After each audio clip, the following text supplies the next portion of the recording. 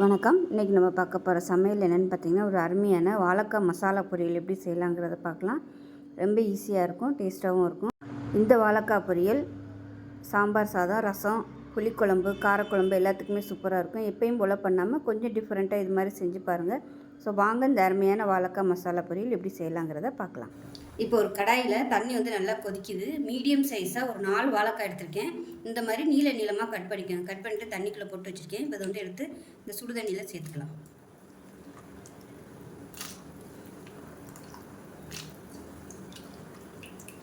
இப்போ வந்து ரொம்ப கொதிக்கக்கூடாது. கொதிச்சிச்சுன்னா குழஞ்சி போகும். அதனால் லைட்டாக ஒரு கொதி வரையிலே நம்ம வந்து இதை எடுத்து வடிச்சிடணும். இப்போ இதில் உப்பு சேர்த்துக்கலாம். இதில் உப்பு சேர்த்தோம்னா தான் கொஞ்சம் உப்பு சாரும், இல்லைன்னா சாராது. அதே மாதிரி மஞ்சத்தூள் சேர்த்துக்கலாம். கொஞ்சமாக 1/4 டீஸ்பூன் போல் மஞ்சத்தூள் கலந்து விட்டுடலாம். லைட்டாக கொதிக்க ஆரம்பிக்கும் போதே நம்ம வந்து அமர்த்திடணும். அந்த சூட்லேயே வந்து வெந்துடும். வாழைக்காய் எப்பவுமே சீக்கிரமாகவே வெந்துடும். நம்ம மறுபடியும் வேறு மசாலாலாம் போட்டு நல்லா வறுக்கும் போது கரெக்டான பக்குவத்துக்கு வந்துடும். அதனால் ரொம்ப கொலைய விட்டுறக்கூடாது. இப்போ சேர்த்துட்டு கொதிக்க ஆரம்பிக்கட்டும். இப்போ பாருங்கள், எல்லா சைடும் நல்லா கொதி வர ஆரம்பிச்சிருச்சு. இந்த அளவுக்கு வந்தால் போதும். கொஞ்சம் அமர்த்திடலாம். அமர்த்திட்டு இதை வடிகட்டிக்கலாம்.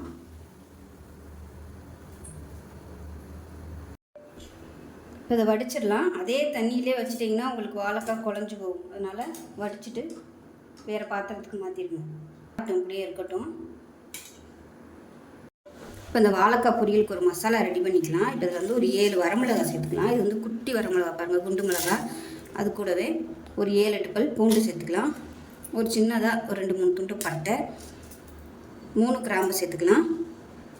இது கூடவே 1 டேபிள் ஸ்பூனுக்கு சோம்பு சேர்த்துக்கலாம். சேர்த்துட்டு 1 டீஸ்பூன் போல் கசகசா சேர்த்துக்கலாம். இது கூடவே காஷ்மீரி மிளகா வந்து 2 சேர்த்துக்கலாம் கலருக்காக. இதோடவே ஒரு 1/4 கப் வர அளவுக்கு துருவன தேங்காய் இதையும் சேர்த்துக்கலாம். சேர்த்துட்டு இது எல்லாத்தையுமே அரைச்சிக்கலாம். தண்ணி ஊற்றக்கூடாது. எவ்வளோ தூரம் நல்லா குறைன்னு அரைக்க முடியுமோ தண்ணி ஊற்றாமல் நைஸாக அந்த அளவுக்கு அரைச்சிக்கலாம். இப்போ பாருங்கள், அரைச்சிட்டு வந்துட்டேன். இந்த அளவுக்கு இருக்கணும். சரி, தண்ணி அரைச்சிக்கலாம். இப்போ ஒரு பேன் எடுத்துக்கலாம். தேவையான அளவுக்கு எண்ணெய் விட்டுக்கலாம். இதுக்கு எண்ணெய் கொஞ்சம் கூட இருந்தால் தான் நல்லாயிருக்கும். மசாலா வறுக்கணுங்கிறதுனால எண்ணெய் சூடாயிடுச்சு. 1 டீஸ்பூன் போல் கடுகு சேர்த்துக்கலாம்.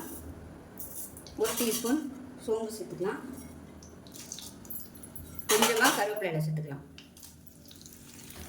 கடுகு சோம்பு பொரியுது. ஒரு கை அளவுக்கு பெரிய வெங்காயம் பொடியாக நறுக்கினது சேர்த்துக்கலாம்.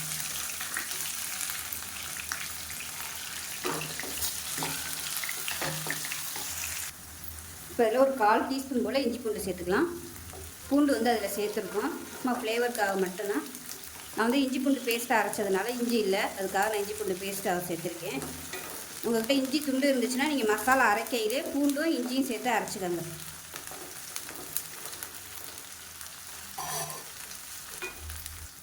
இப்போ வெங்காயம் இந்த அளவுக்கு லேசாக வதங்கினதும் ஒரு தக்காளி பொடியாக கட் பண்ண வச்சுருக்கேன்.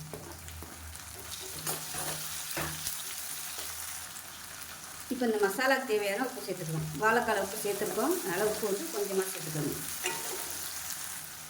தக்காளி லேசாக அப்படியே மசிய ஆரம்பிக்குது. இந்த ஸ்டேஜில் நம்ம வடித்து வச்சுருக்க இந்த வாழைக்காய் அப்படியே சேர்த்துக்கலாம். சேர்த்துட்டு இந்த எண்ணெயில் வந்து நல்லா ரோஸ்ட் ஆக்கிக்கலாம். இப்போ வாழைக்காய் நல்லா ரோஸ்ட் ஆகிடுச்சு. இப்போ நம்ம பொடிச்சு வச்சுருக்க அந்த பொடியை சேர்த்துக்கலாம்.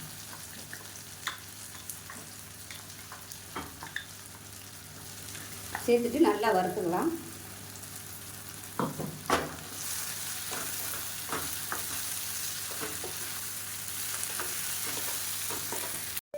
இப்போ பாருங்கள், வாழைக்காய் வந்து நல்லா அப்படியே ரோஸ்ட் ஆகி வந்துருச்சு பாருங்கள்.